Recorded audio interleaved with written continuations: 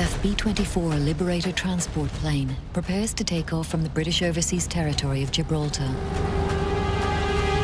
Among those on board is Władysław Sikorski, the Polish Prime Minister and Commander-in-Chief of the Polish Army.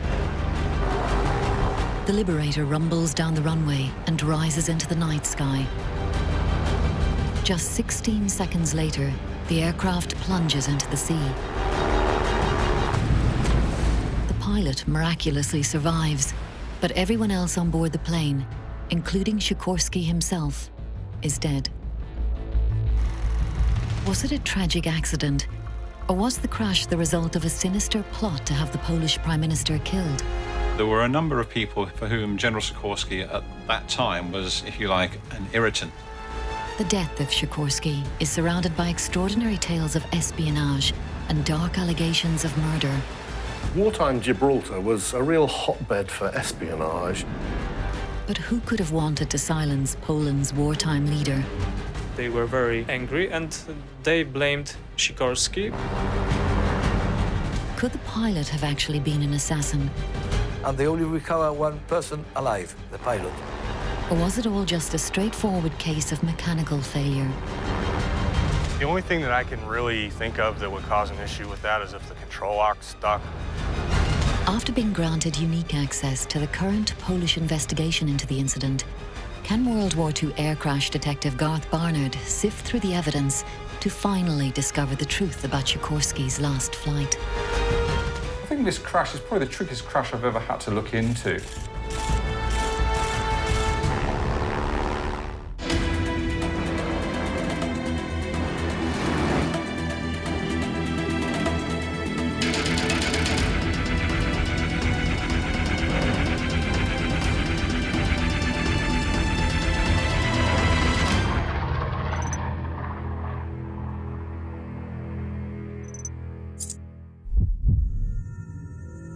For more than 2 decades, Garth Barnard has been investigating World War II RAF air training crashes.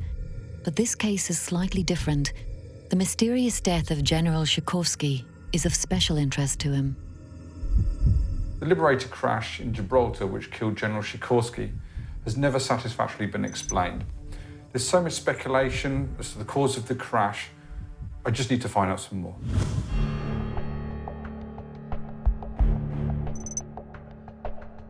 Lieutenant General Sir Frank Noel Mason MacFarlane, the governor of Gibraltar, bids Władysław Sikorski, his daughter Zofia Lechniowska, and their entourage farewell. The Polish party is leaving Gibraltar after a short stay there.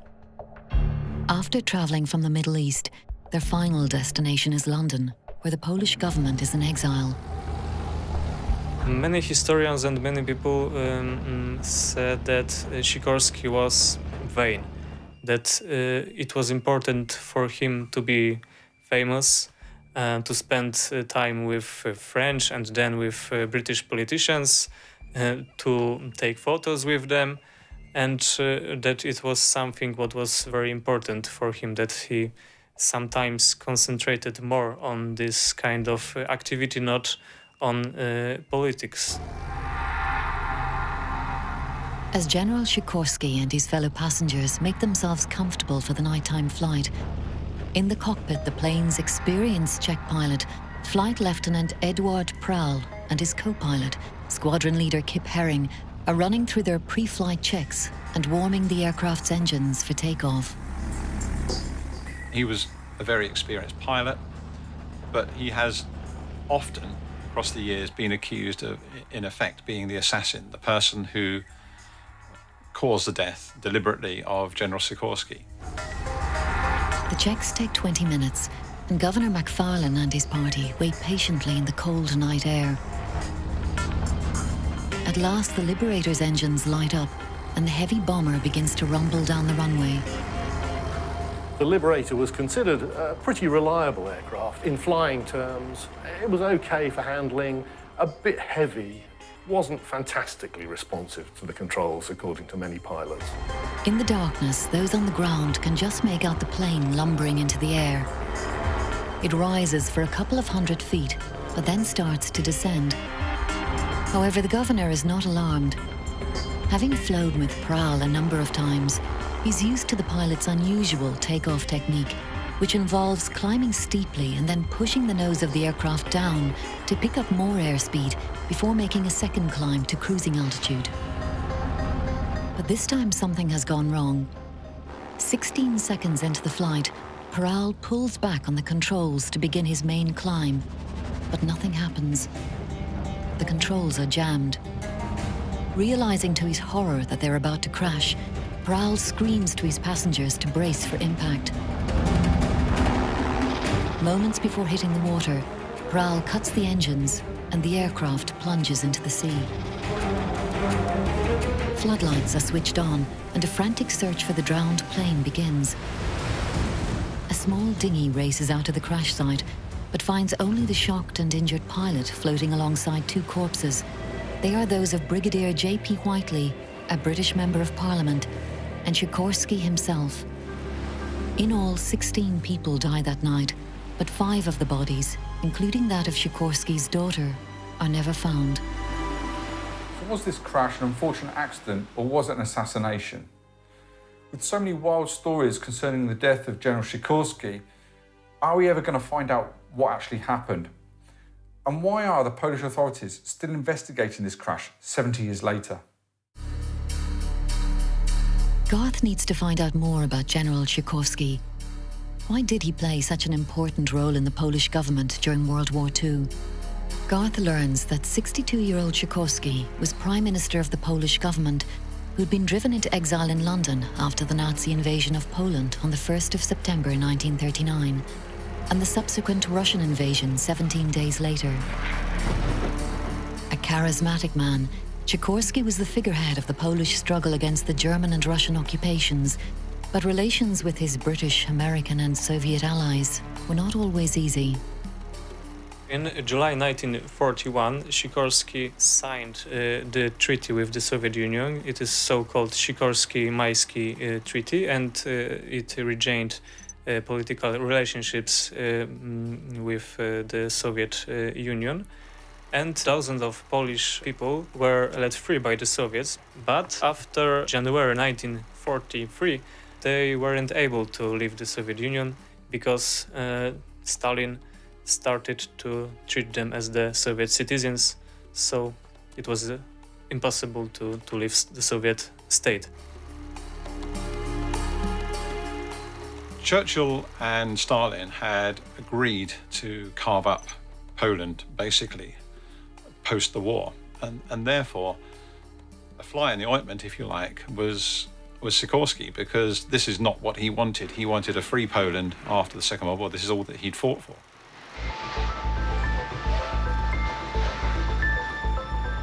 Garth has travelled to Gibraltar to visit the scene of the crash. As he visits the memorial to Sikorsky, Garth begins to consider the theory that Sikorsky was assassinated. He has his starting point, the grim discovery in April 1943 of the graves of 22,000 Polish officers who'd allegedly been murdered by the Russians in 1940. The incident created an enormous diplomatic crisis on the Allied side. Sikorsky demanded a Red Cross investigation into the mass killing of his countrymen. In response, Russia broke off all diplomatic ties with the Poles, while the British government, who were anxious to keep the Russians fully on side, turned a blind eye to it all. Could Sikorsky's angry response to what was called the Katyn massacre have been a reason to have him killed? I suppose it could be said that there were a number of factions at that time for whom it would have been extremely convenient if General Sikorsky was out of the way. And that included the British at that particular time for various reasons, the Poles themselves, some factions within the Polish community, the Germans, obviously, and also the Russians. So there were a number of people for whom General Sikorsky at that time was, if you like, an irritant. Sikorsky heard that numerous soldiers in the Middle East in the army of General Anders became his opposition. This army was consisted mainly of soldiers whose homeland was on the eastern part of Poland, so they were very anti-Soviet. And when they heard that their relatives have no chance to leave the Soviet Union. They were very disappointed. They were very angry, and they blamed Sikorsky, and he decided to visit them and to ensure them that everything is going right. And after this visit, he had a short visit in Gibraltar, and this accident happened. So there were many who might have had a motive for murdering Sikorsky, and Gibraltar may have been an ideal location. Wartime Gibraltar was a real hotbed for espionage, really because of its strategic position. Right on the Straits of Gibraltar, it was a very important British base because it controlled access to the Mediterranean. Within days of the accident, the British authorities launched a court of inquiry into the crash.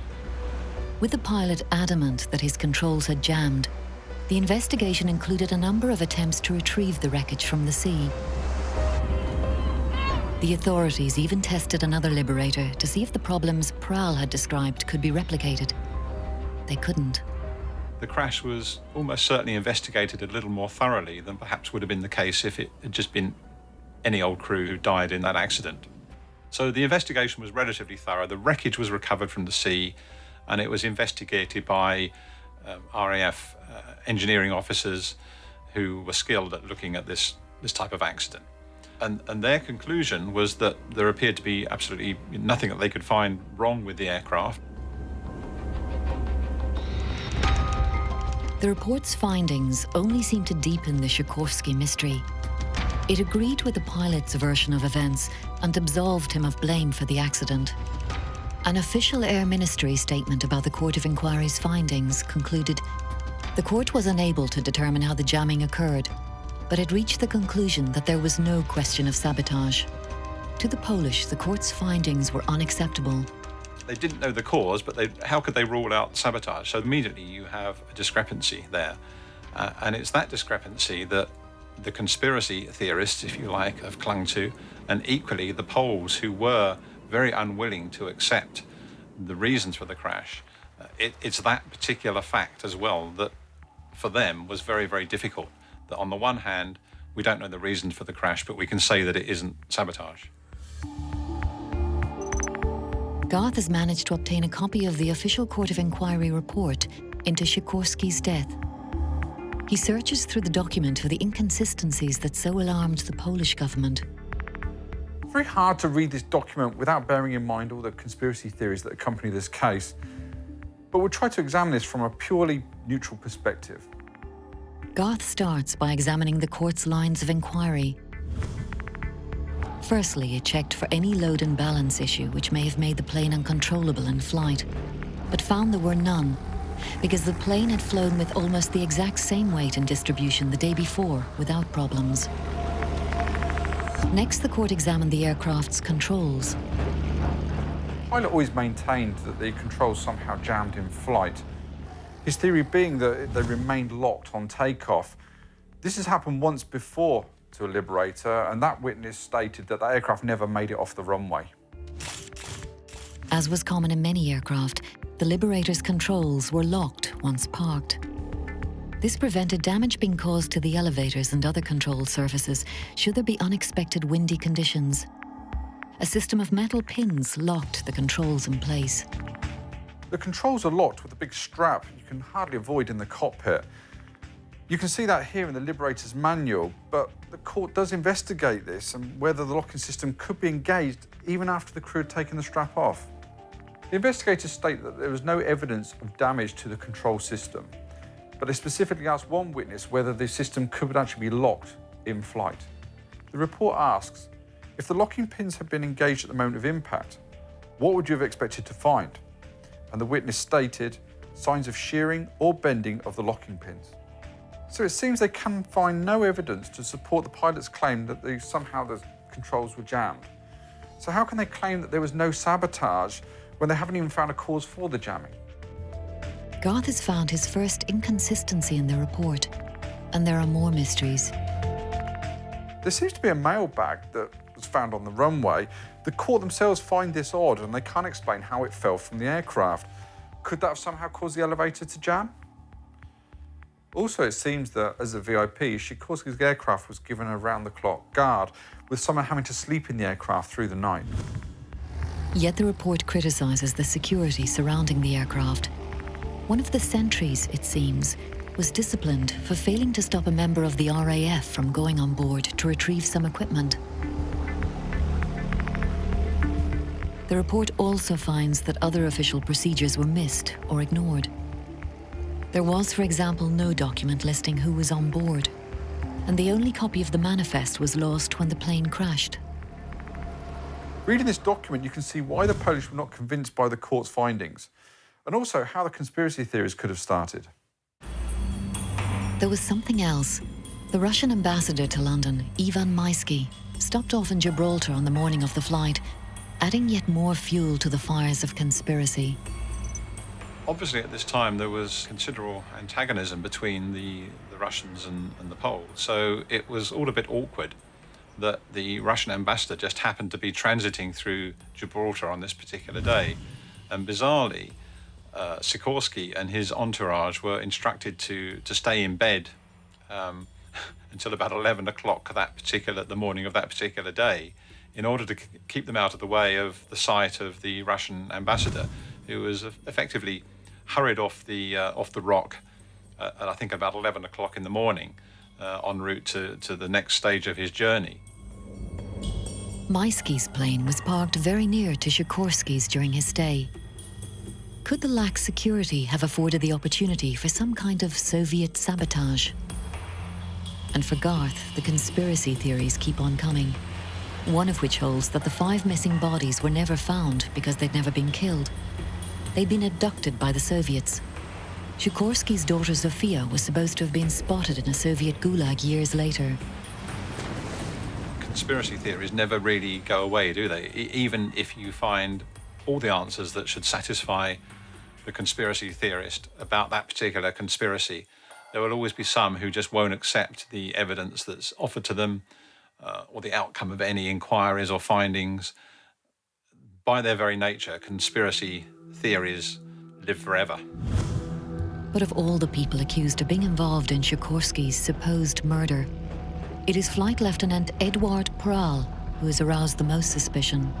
Garth has found that the Court of Inquiry completely exonerated Pral.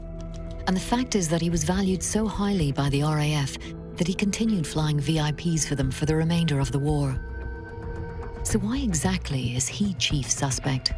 Garth finds that answer partly stems from the question of whether Pral was wearing a life jacket, known as a Mae West, during the Sikorski flight. The pilot, like many others, wouldn't tempt fate by wearing their life jacket, so he hung it over the back of his chair whilst in flight. But the report states that one of the witnesses, Derek Qualtrough, who was in the first dinghy to reach the site, states, "We were hailed by someone in the water whom we at once pulled out. He was wearing an inflated Mae West and was quite conscious, although unable to speak." This was the pilot. Why was he wearing a life jacket? He insisted he never wore a life jacket. Was this the one off the back of his seat, or did he find one floating around? Or was he expecting the accident to happen?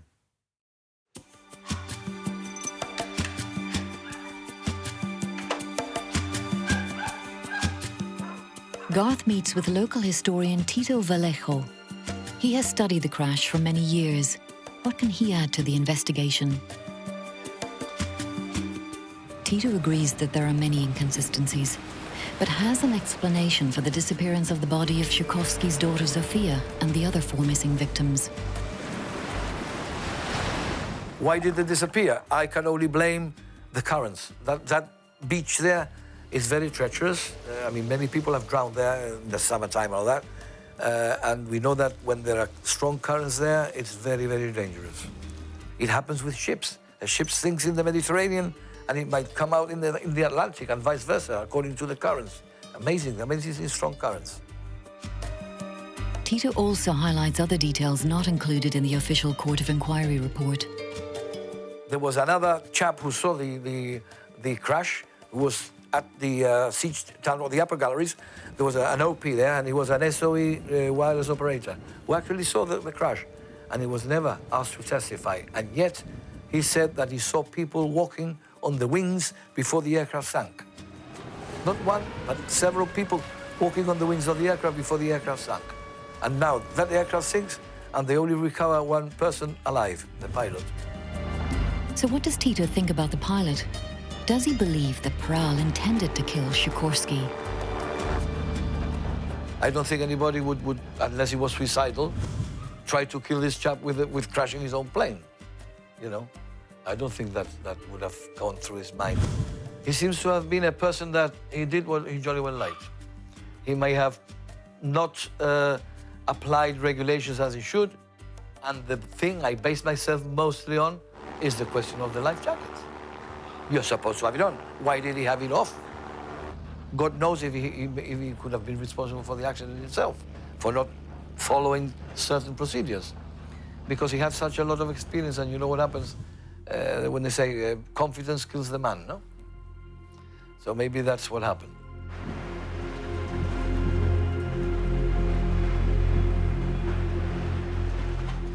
Garth's fascinated by Tito's revelation that another witness saw the crash.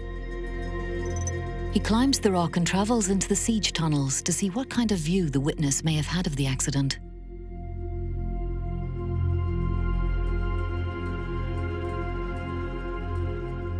Work on the siege tunnels began in 1782, and they were greatly extended during the course of World War II.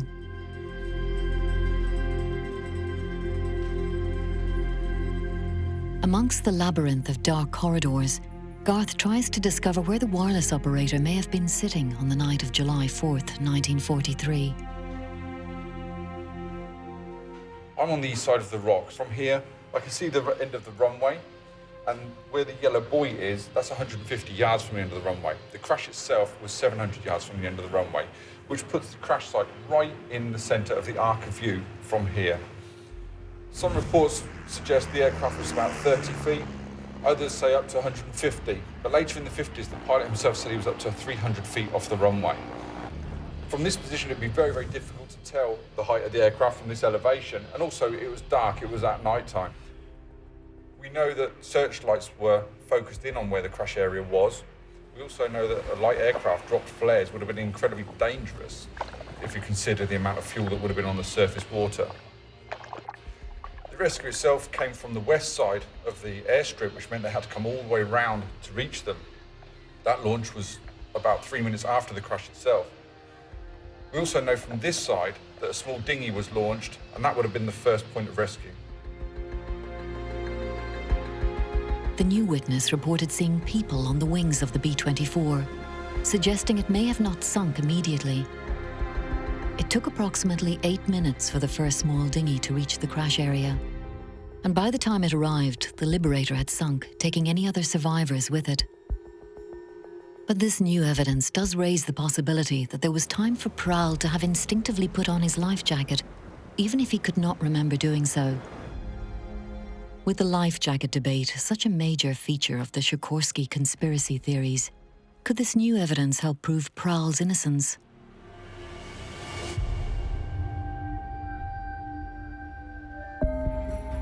Garth has discovered more evidence that sheds new light on Pral's role in the crash. It seems that Pral's unique takeoff technique is at variance with the instructions in the Liberator manual. In the B-24 manual, it advises against pulling up too sharply on takeoff as it will lower the airspeed. And it explicitly states, even if you have to get the airplane into the air at low airspeed, don't lower the nose. If you lower the nose to pick up airspeed, you decrease the lift. The aircraft cannot accelerate fast enough to compensate for this changed angle. Simply put, the aircraft will just drop out of the sky. Did Pral make the mistake Garth has just described? The plane was not overloaded, but it was very heavy. Could it have been more sluggish than Pral was used to? Garth has also found some astonishing archive film. The footage is of a 1944 B-24 test ditching into the James River in the United States. It seems that the B-24 had a bad reputation when ditching. For Garth, the footage gives new insight into the Sikorsky crash. If we play the footage, I think we can understand how the pilot survived, but there was no chance for General Sikorsky or his fellow passengers. The archive footage shows the plane skidding across the calm water and then breaking up just behind the cockpit, leaving behind a crumpled fuselage. It must be remembered that General Sikorski's plane hit the water at a far greater angle than this control crash. But you can imagine that General Sikorski would have been sitting right at the point of that break. It goes to show that the plane would have stayed afloat for a limited time, probably enough time for the pilot to have put on his life jacket. But for the others, there was very little chance of getting out, and the reports of multiple people being stood on the wings must be incorrect.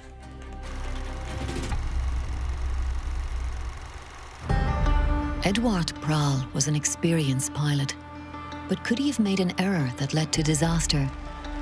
Or was there a technical fault with the plane? Garth has travelled to America to talk to Jim Harley of the Collins Foundation. Jim has been flying Witchcraft, the Foundation's very own B-24, for many years. Can he help answer some of Garth's questions?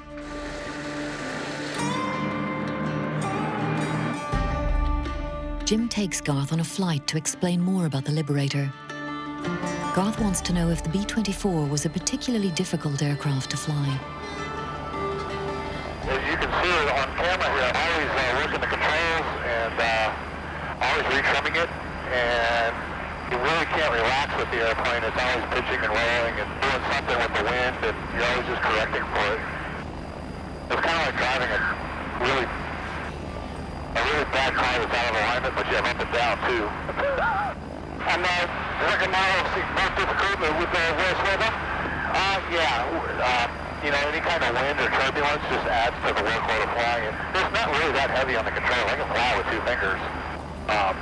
But and having the trim here, the elevator trim, really relieves the workload on pushing and pulling on the yoke. So you can fly with the trim and rudder pedals, really pretty nice.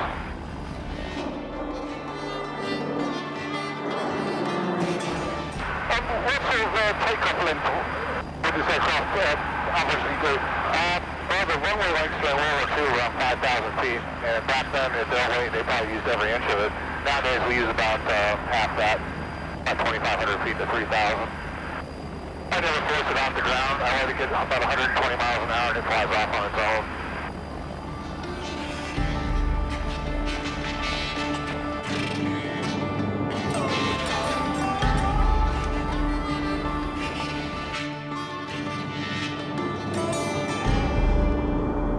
Back on the ground, Garth's also keen to find out if the B-24 controls could have become jammed, as Prahl claimed.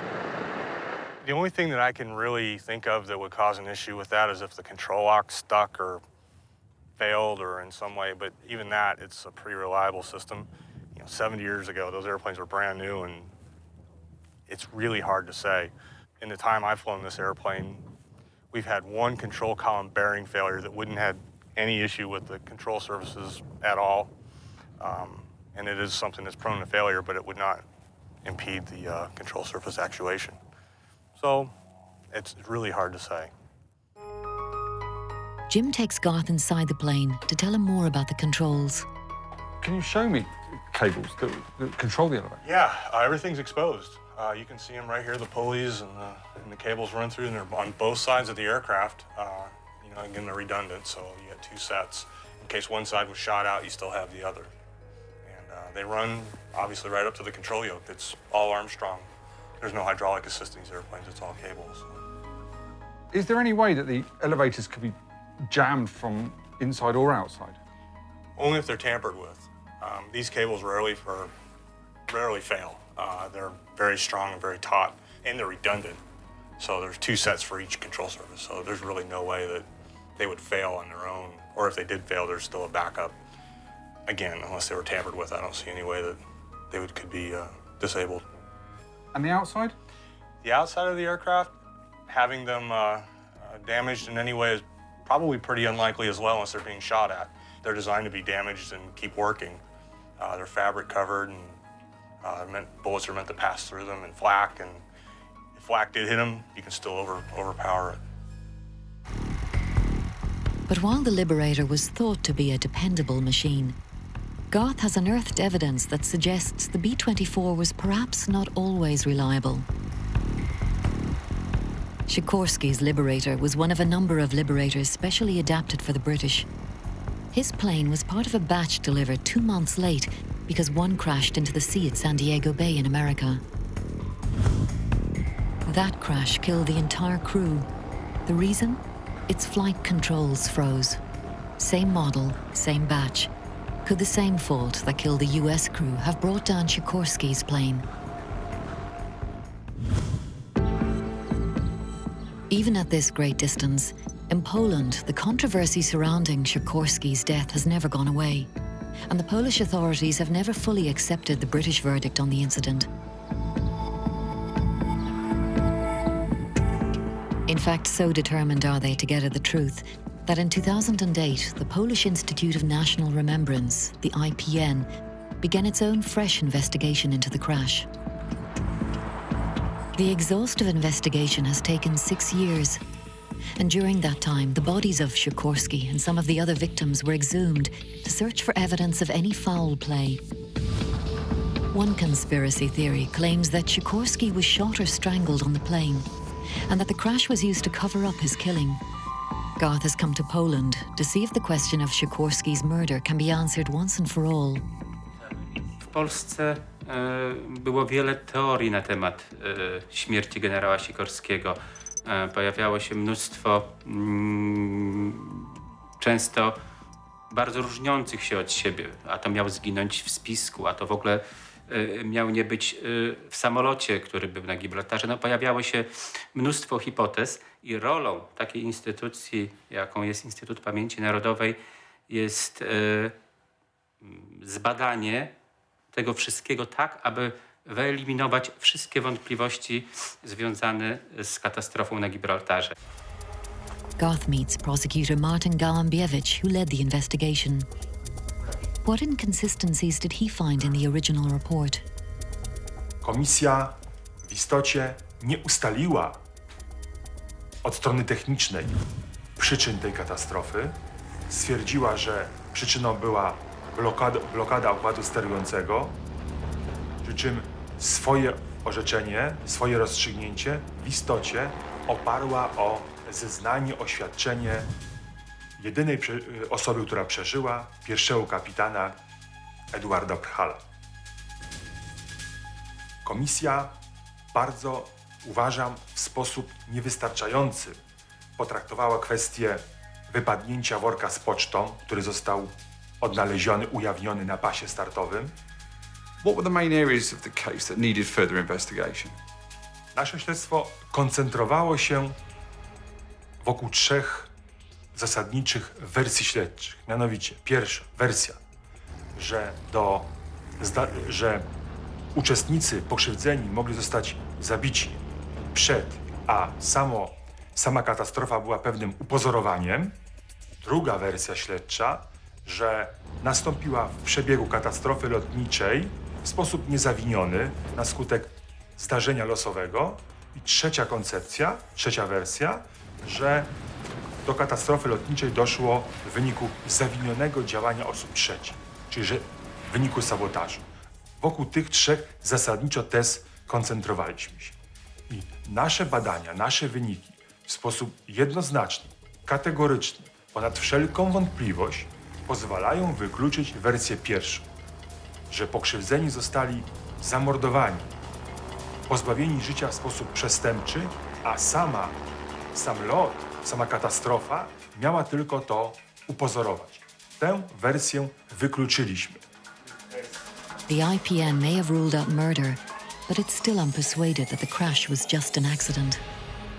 Natomiast posiadamy zbyt mało danych obecnie, ażeby w sposób kategoryczny, jednoznaczny wykluczyć ponad wszelką wątpliwość, że katastrofa nie nastąpiła w wyniku sabotażu.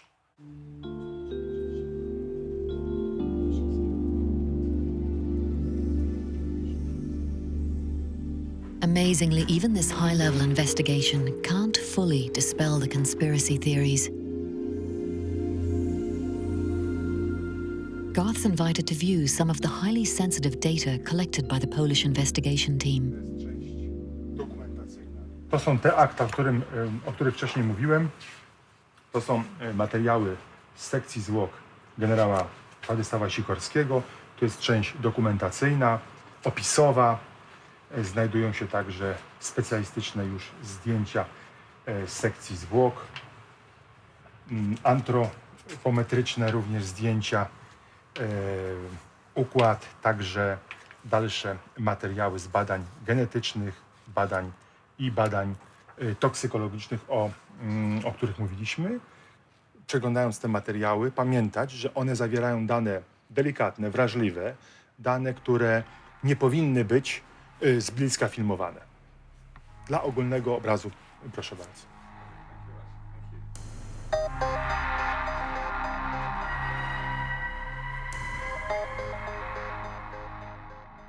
There's certainly a lot of information here, and I feel very privileged to have access to this. There's not many people can say that.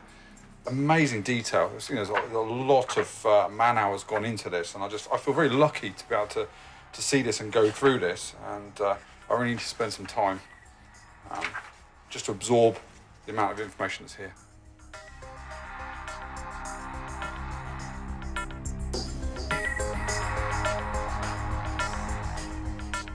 Such is the sensitivity surrounding the case, we're not permitted to show images of the documents in this program.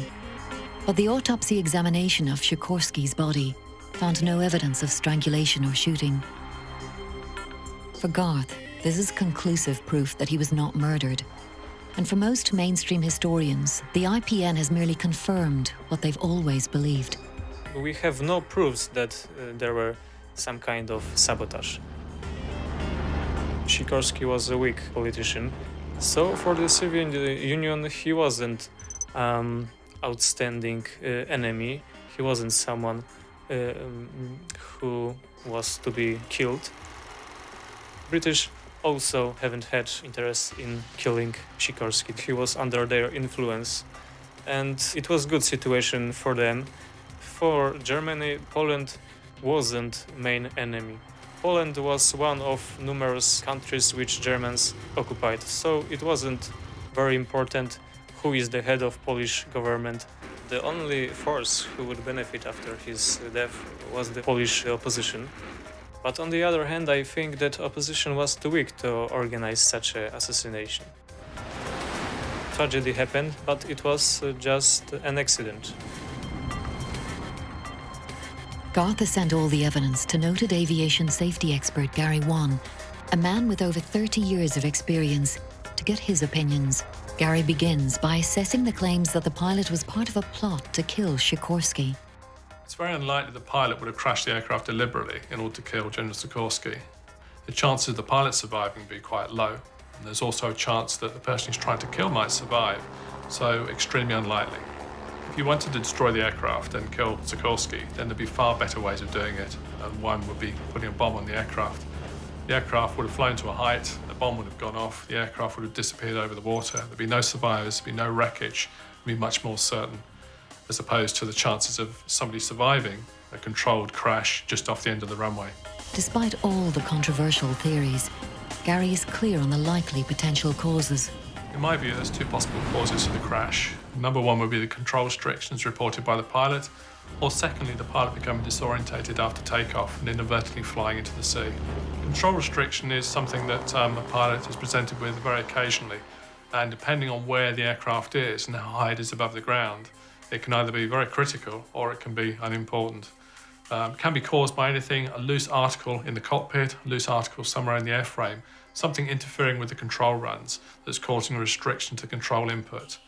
Often it can be released by pushing the control in the opposite direction, but in some cases that will make it worse rather than better. The possibility of the pilot becoming disoriented after takeoff might be caused by lights on the horizon that aren't actually on the horizon as he sees it. The takeoff technique he used probably wouldn't be the most sensible one to use at night because you've got less visual references, but that was the one he always used. And certainly if he'd misjudged where the horizon was, the aircraft may have been descending slightly rather than climbing or even staying level as he thought. By shutting the throttles, that does suggest that the pilot did have a control restriction and it was his last chance to try and slow down the speed of the impact with the water. But Gary has a word of caution for those that dismiss the original Court of Inquiry findings. Certainly the investigation of the control restriction was quite thorough. There was no evidence found of a control restriction, which doesn't mean it didn't happen. If there's a witness mark on two particular parts of the aircraft where something's been pinched between pulleys or levers, and that makes it quite clear. But in this case, there was nothing found whatsoever. However, doesn't mean it didn't happen. It's not unusual, so that's probably the best suggestion of what did happen in this crash. Some kind of mechanical problem with the Liberator's controls is a strong candidate for the cause of the accident. With modern airliners operating fly-by-wire control systems, whereby the pilot is not physically moving the control surfaces, can the same problems occur today? Once you've gone away from direct mechanical link through control rods, pulleys and wires to these hydraulic and electrical powered flying control units, they are duplicated or triplicated so that you're not going to, as a result of a single failure, end up in a very adverse situation.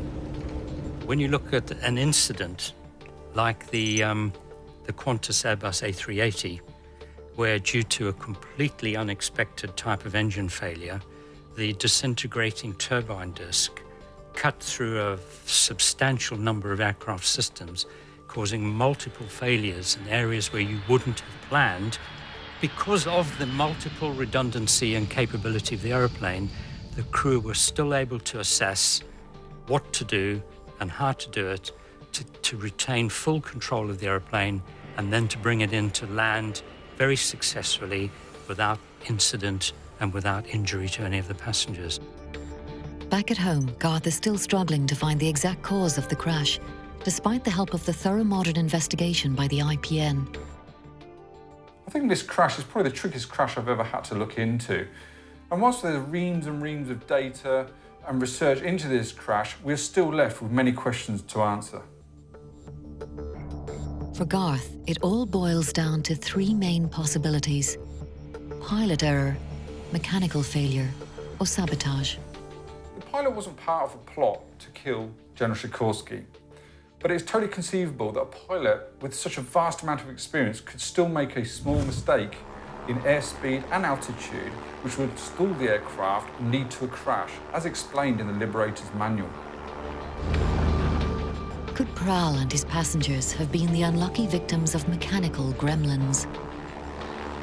Although no mechanical problems were found, we know Liberators in the past have experienced problems with their controls, such as freezing, so this could quite possibly have been the case. The mailbag was found on the runway, which indicates there were loose items on board and these may have fouled the controls, but there was no evidence of this in the wreckage. The last possible cause is the one that is hardest to prove or disprove. I simply don't believe all the conspiracy theories out there.